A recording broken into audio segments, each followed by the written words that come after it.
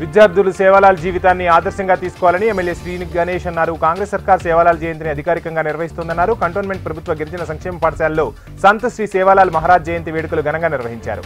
సేవాలాల్ చిత్రపటానికి శ్రీ గణేష్ నివాళి అర్పించారు. గిరిజనులతో కలిసి ఉత్సాహంగా డాన్స్ చేశారు.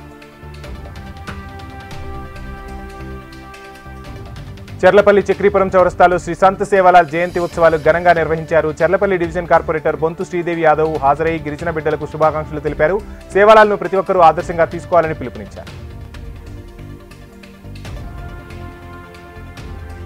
విద్యకు 15% బడ్జెట్ కేటాయించాలని తెలంగాణ ఆడపిల్లల సమాన సమైక్య సభ్యులు డిమాండ్ చేశారు. ఆడపిల్లలు ఎదుర్కొంటున్న ప్రతి సమస్యకు విద్య ఏకైక పరిష్కారమని విద్యార్థినులు పూజా మైత్రి అన్నారు. రాష్ట్ర సర్కార్ వెంటనే విద్యా ప్రాధాన్యతను గుర్తించి చర్యలు తీసుకోవాల్సిందిగా కోరారు. సీఎం రేవంత్ రెడ్డి రాజీనామా చేసి బీసీని ముఖ్యమంత్రి చేయాలని జై భీమ్రావు భారత్ పార్టీ రాష్ట్ర కార్యనిర్వాహక అధ్యక్షుడు కామేష్ డిమాండ్ చేశారు. రాష్ట్ర సర్కారు కులగణన పేరుతో బీసీలకు అన్యాయం, అగ్రవర్ణాలకు ప్రయోజనం చేకూరేలా వ్యవహరిస్తోందని మండిపడ్డారు. 21 లక్షల మంది బీసీలు చనిపోయారనడం ఎవరిని మోసం చేయడానికని ప్రశ్నించారు.